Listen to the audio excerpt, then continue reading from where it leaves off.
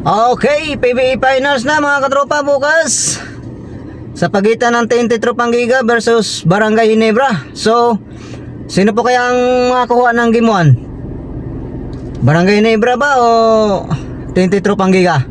So, ito yung game prediction natin. So, panoorin natin to mga katropa pagkatapos ng intro, okay?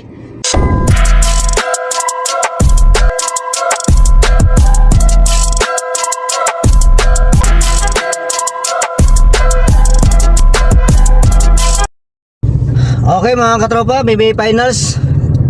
Ayan, Game 1 prediction sa pagitan ng Ginebra versus TNT Tropang Giga. So yun, ito yung prediction natin sa Game 1. Unahin po natin ang Barangay Ginebra. So yun nga po, kung nabalitaan nyo po na si Brownlee po ay nung nakaraang linggo ay sa practice po nila ay nagkaroon po ng hika o asma si Justin Brownlee. So sinugod po siya sa hospital para mapacheck up po nila. So ayun, sana magaling na po si Justin Brownlee at sana makalaro po siya bukas para wala na pong dahilan yung mga barangay fans, mga Ginebra fans, para wala na pong dahilan kung matalo sila.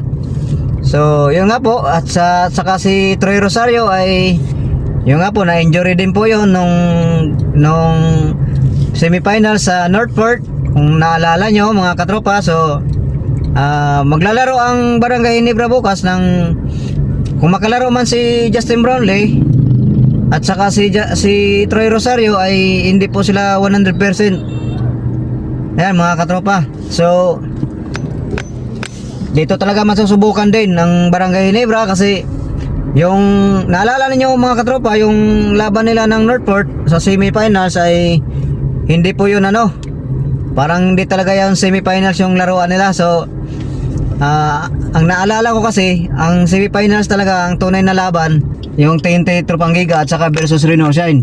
So pero yung Ginebra at saka Northport wala yun mga katropa, mga yun, parang practice game lang yun. So dito masusubukan talaga ang Ginebra mga katropa, kung gaano sila katibay, kung gaano sila kalakas. Kasi ang TNT subok na mga katropa, sinubukan na ng Reno Shine pero hindi umubra yung Reno Shine. So yun nga, dito talaga masusubukan yung tibay ng loob ng mga Barangay Ginebra. So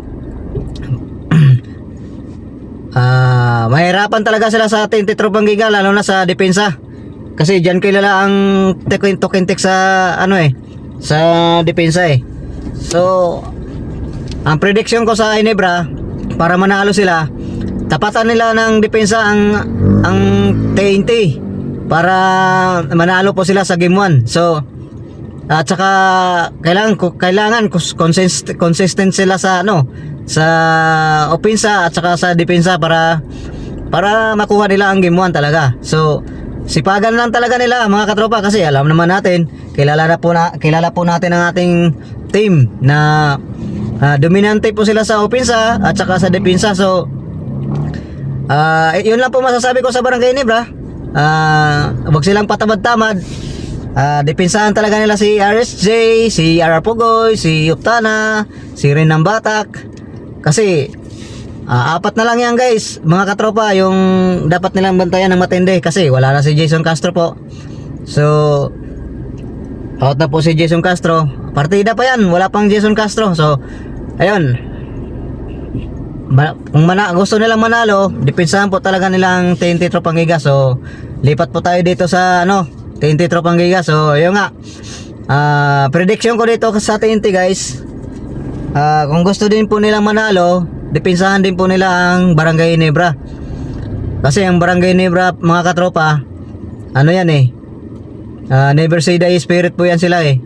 So sa una pa lang, umpisa pa lang, tambakan na po nila agad yung Barangay Ginebra. Kasi ang nagpapalakas kasi sa kanila mga katropa, yung nagbibigay sa kanila ng buhay at lakas ng loob, yung mga fans nila, kasi sobrang dami nila eh.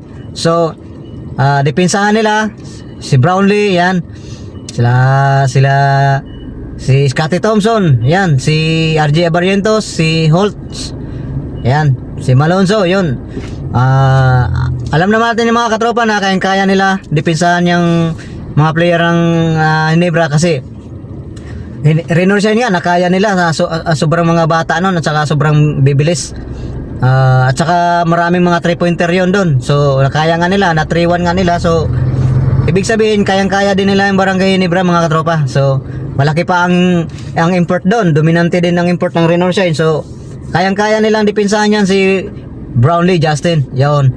So mga katropa, alam ko sa opensa wala na pong problema ang ating TNT Tropang Giga dyan. So yan, suportahan po natin ang ating TNT Tropang Giga. Magingay po tayo mga katropa. So TNT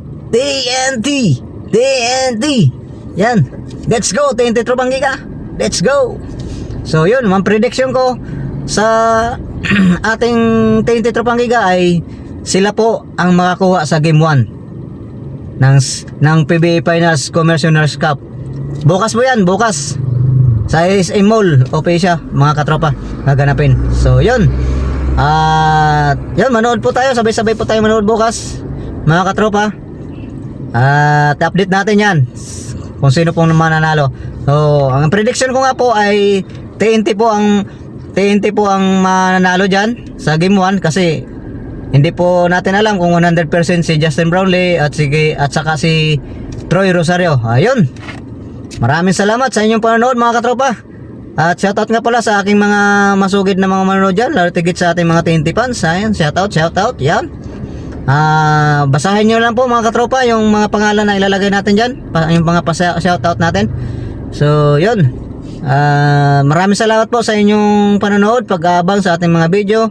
So marami na po tayo, dumadami na po tayo mga katropa. So maraming salamat sa inyong pag-subscribe, pag-like and share. So sa hindi pa mga nakapag-subscribe dyan sa mga TNT fans, yan, mag-subscribe na po kayo at pa-like and share na rin po. At kahit marami tayong basher, marami pong basher tayo, marami pong pumapasok ng mga Ginebra fans dito. So okay lang po yun, natural lang po yun sa mga vlogger na katulad namin na binabash po talaga. So hayaan lang po natin mga katropa. So support lang tayo sa ating TNT, sa ating TNT team. Yun, maraming salamat po sa inyong panonood. At mag-ingat po tayong lahat sa mga trabaho, sa kung saan man po, sa magpagdadrive. So maraming salamat po sa ating lahat. So God bless all. Yun lang po at maraming salamat. Thank you. Manalo yan TNT Tropang Giga. Yun, bye bye.